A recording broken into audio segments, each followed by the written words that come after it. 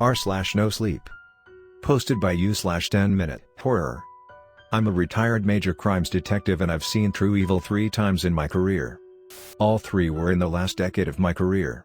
I spent 12 years walking the beat before I had the opportunity to step in and assist a detective and a CSI on a double homicide. Through my numerous connections from years on the streets, we managed to get several leads that led to the arrest of the guilty. I moved out of patrol and spent a decade investigating sex crimes, arsons and armed robberies. I took advanced training seminars and workshops, studying past cases and offender modalities. I worked with the drug squads on serious assaults and the occasional murder before finding myself stepping in for a retiring detective. I was familiar with his partner, Connolly, and we became a good team. I bring this all up to emphasize that I've seen horrific shit in my 33 years on the force. Images I'll never shake. People who still haunt my dreams. I can honestly say that most of the criminals I've put away haven't been evil. They've all been motivated by something, however benign, to commit their acts. Then there are some that are on the fence. The ones that take violent crimes further than would typically be the case.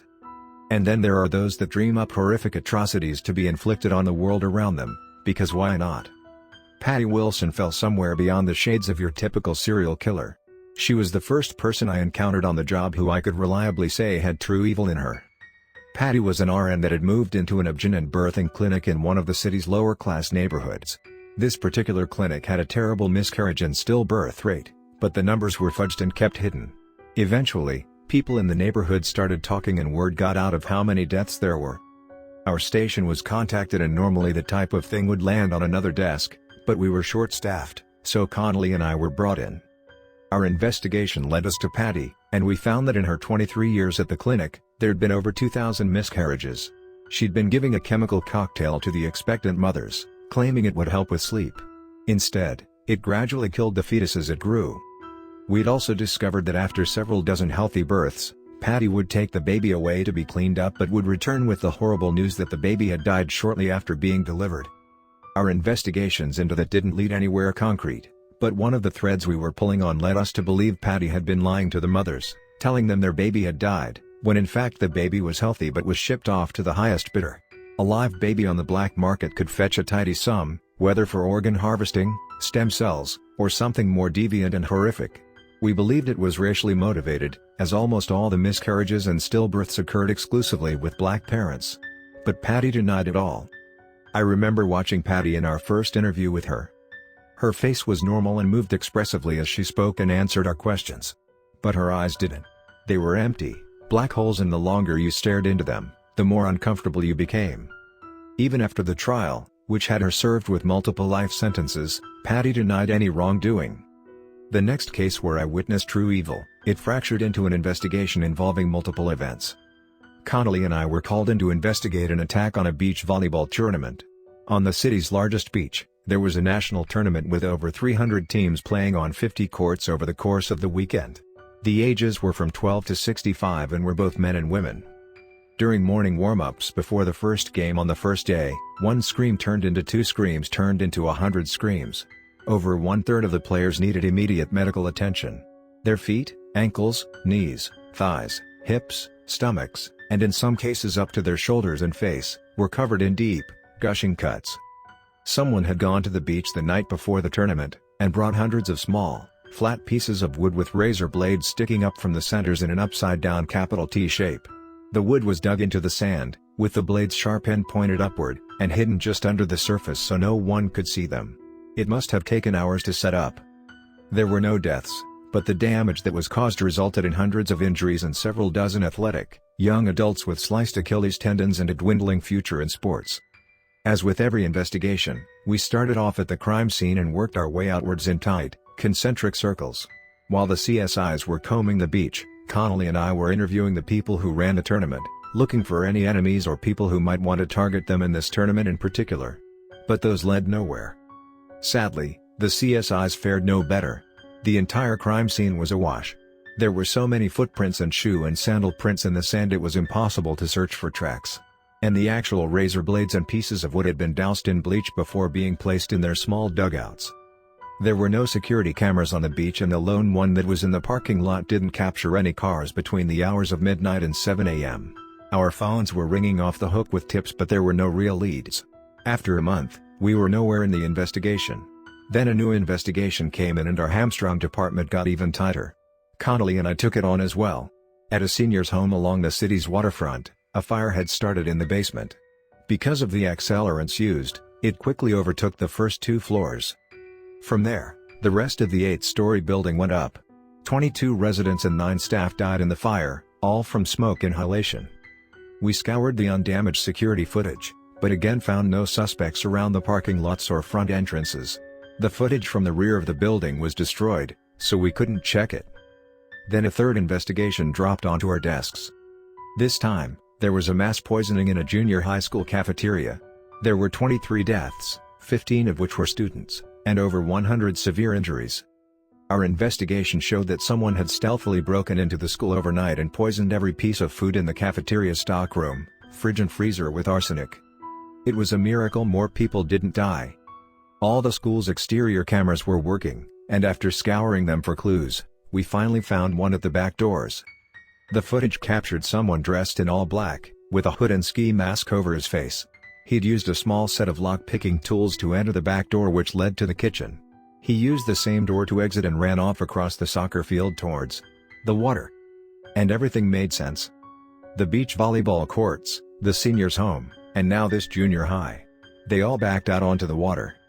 The school itself had taken advantage of that fact by introducing students to rowing, kayaking, sailing, swimming and other sports and activities on the open sea. And the senior's home was partially marketed based on its incredible view of the water. We hypothesized the 3 mass crimes were committed by the same individual. We marked all 3 locations on a map and scanned down the coast for all the marinas and harbors. Then we went back through all the routes and picked out various waterfront hotspots we knew would have footage of their exteriors. Using the dates of the 3 incidents, we cross-checked the footage to try to find any repeat boats on the nights in question. We watched a lot of footage. There was only one boat that stood out. A large, older black speedboat being driven by a lone individual we couldn't make out details of. A red light glowed from inside the cabin. Connolly and I got pictures of the boat printed and went back to check the marinas and harbors. None of the docks we went to had seen the particular boat or had records of it, which made us think it was docking at a private residence. I spoke to one of my friends in narcotics named Waco and he brought up the drug boats that had been populating the cove near the last dock we visited. It turned out that the many drug users in our city had been moving away from alleyways and SROs and onto small dinghies and drug boats, turning them into floating pill houses. The boats were harder for cops to break up or investigate, and you could float in the cove or out in the nearby channel for up to 6 months before having to vacate. Of course, the 6-month rule was never enforced, so the cove kept getting busier with more and more drug boats. Waco offered to help. He went in one night and made his way around the 30 or so boats, which were loosely tied together. Waco found our black boat. He learned the owner was a guy people called Red. He was a dealer and let people use and pass out on board his boat afterwards. The next night, Waco went back, and we followed from a distance with the Coast Guard. We had Waco wired so we could hear everything on board. His plan was to get on with a few others to buy and use some heroin, then pass out. He would fake the shooting up part, and pretend to fall asleep. Connolly and I listened in, hearing the details of the casual conversations going on from the other users as they bought and started prep. Soon enough, all the voices went quiet, including Waco's. A rough, agitated voice called out, asking if anyone was awake. There was no response. The voice, belonging to Red, laughed and said good. We heard some shuffling, then the engine on the boat rev into gear. The boat peeled out, leaving the cove behind. Waco had a GPS tracker in his shoe, so Connolly and I watched the boat on a monitor as it headed out to sea. We followed from a distance, the Coast Guard's lights all turned off and went completely stealth. Connolly and I continued listening in. After several minutes, the engine died down. There were sounds of chains rustling, then clanking together. Waco's voice came over the mic in a hushed and frantic whisper. He's chaining us together. There's an anvil on one end. Our captain flipped the lights and sirens on and the boat gunned it towards the blip on our radar. Over the mic, we heard Red notice the sirens. He started to panic and, from what Waco told us, was about to toss the anvil over the side. But Waco was up and ready to fight. He surprised Red from behind and got him in a chokehold. When we arrived, Red was unconscious on the floor of the boat and Waco was sitting on his back. There were 5 users laying on the floor. They were all dead. Red had given them all spiked batches and they died minutes before. When we got back to land, interrogating Red was useless and terrifying. Useless because he said nothing. And terrifying because of how he said nothing. He'd bitten off his tongue moments before we got him in the room. He was in the hospital for the next day and a half before we sat him down with a pencil and paper. We didn't really need Red to talk though. There was more than enough evidence to put him away for the deaths of the 5 users on the boat. And then divers found more bodies along the same stretch Red boated on. Altogether, it appeared Red was responsible for the deaths of over 50 people. And that didn't include the beach volleyball tournament, the seniors' home or the junior high school. The thing I remembered most about my brief time sitting across from Red during the interviews were his eyes. Just like Patty. I watched his face move and twitch and wrinkle, but his eyes were always the same empty black, holding my gaze. We never got a reason or motive for any of it. We found out he'd been in and out of foster homes up until his 16th birthday. Coincidentally enough, there was a house fire which killed both his foster parents and 2 other kids living there.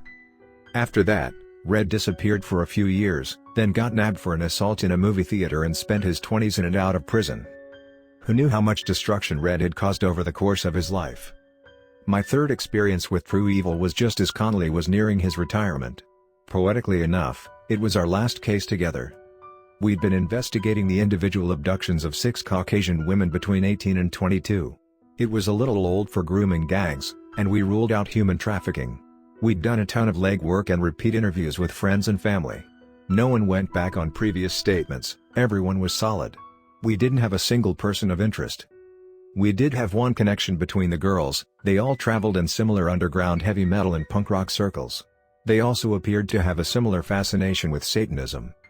Connolly and I went back over the details of each disappearance and found they all coincided with a certain opening band that occasionally played at a weekly death metal show. They were called Helvete, and were a Norwegian black metal band. They were known for covering themselves in what looked like blood and performing in masks. Each mask was different, but followed the typical design of a face with eyes, nose and mouth. But the texture looked like dried skin. Dark, wicker twigs stuck out at the back of the head, resembling a porcupine.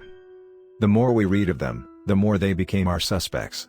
Connolly and I got an address and decided to go introduce ourselves. The place was on the outskirts of town, surrounded by a large plot of land and forest. We parked up the driveway and I'll admit, the walk up to the house, I was feeling nervous. It was dusk and the sky was a darkening gradient of orange to dark blue. The residence itself was a large, old farmhouse. Death metal blared from somewhere inside, thudding out through the shuttered windows. There was a large, black van parked out back and 2 sedans in the front. A scream erupted from the house, louder than the death metal rock. I pulled my 9mm and Connolly pulled his .38. We called for backup and went in through the front door, which was unlocked. The interior had a staircase to the right that led upstairs, and a hallway to the left that led to a living room, dining room and kitchen. More screams erupted along with the pounding music. We could tell the screams were coming from below us, and found a door leading to a staircase to the basement.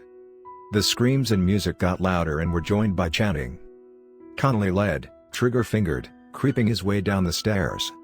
As he got to the bottom, Connolly swung out to clear the room, but someone was there. A tall mountain of a man in a dark mechanic's suit, wearing one of the group Siri masks, swung down at Connolly. Connolly saw it coming, firing his .38 into the guy. My right ear blew out and my left was filled with ringing, chanting and screaming. As I got my head back on, I saw that the man had swung down at Connolly with a hatchet, and it lodged in Connolly's neck. He fell back, but continued firing into the far end of the basement. I let my 9mm lead me around the corner. There were old bed sheets hanging from the ceiling, obscuring my vision of the basement. The heavy metal kept pumping and the chanting grew, but the screaming had stopped. I wanted to check Connolly, but I needed to clear the room. I stepped over the body Connolly had shot and followed the chanting. It led me through the sheets and into a large opening. Dozens of red candles were lit. There was a circle drawn on the floor and inside it was an inverted pentagram painted in what looked like blood. In the far corner, the ground was dirt, and I could see several graves protruding from the earth. At the center of the pentagram, a young woman wearing barely rags, was chained to pegs in the ground, and had just given birth. On each point of the pentagram around her, were what appeared to be the remains of 5 recently delivered and now dead babies. Kneeling in front of the exhausted and crying woman was another band member, dressed similar to the previous Hulk, but smaller and with a slightly different mask. He held the newest, just delivered baby in his hands as it cried. There were two other figures in the room, one over each of the kneeling guy's shoulders. The one to the right was holding a large, traditional two-handed sledgehammer. The handle was thick wood and the mallet was solid iron, lined with carvings and covered in blood and innards. The guy on the left was holding an open book, and had been guiding the others in the chanting. We all stared at each other in some strange, horrific standoff. The guy with the sledgehammer pulled first, lifting it to swing at me.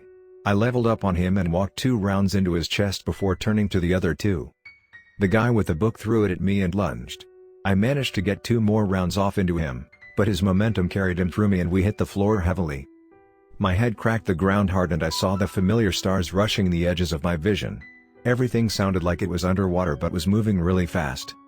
I managed to turn my head and saw the one remaining band member, the one holding the baby. He'd placed it on the ground at the center of the pentagram. He grabbed the sledgehammer from his dead friend and lifted it to slam down on the remaining baby. I didn't even realize it, but I still had my 9mm in my hand. Reflexively I pulled the trigger repeatedly until it clicked empty. The final shot connected with the guy's head as he was about to swing down. He toppled back and the sledgehammer fell safely to the side. I don't remember much else after that. I woke up in the hospital and was informed Connolly had died, as had all the band members. The baby and the young woman had survived, though. So there was that. The investigation was taken over by 2 other detectives and revealed that the band had been taking women from shows, bringing them back to the farmhouse, and trying to impregnate them. Once they had gotten 6 pregnant, they planned a mass, ritual sacrifice to be conducted after the final birth as an offering to the devil in some Faustian bargain. The other women had been killed after their deliveries and were buried in the far end of the basement. I never saw any of the band members' eyes when they were alive because of the masks. Though I'm sure if I did, they'd carry the same darkness as Patty's and Red's. I said I'd seen true evil 3 times in my career. And that's true. But that last time, there was more to what happened than what I put in my reports. It's the reason I retired immediately after the case. It's the thing that made me realize there was an evil I couldn't even begin to comprehend. I'd seen it right when I got into the basement and leveled off my 9mm at the 3 men. There was something else down there with us. It was floating in the middle of the circle. Kind of like black smoke, but it stayed in place, wafting together before separating and reconnecting. Bolts of red electricity shot through it. The smoke got larger as the chanting grew. It pulsed and expanded and reached out, forming into the shape of a body. What gives me nightmares now, is thinking about if that last baby had been killed and the smoke finished solidifying. I'm terrified that whatever it would have manifested into, would have shown me another realm of evil.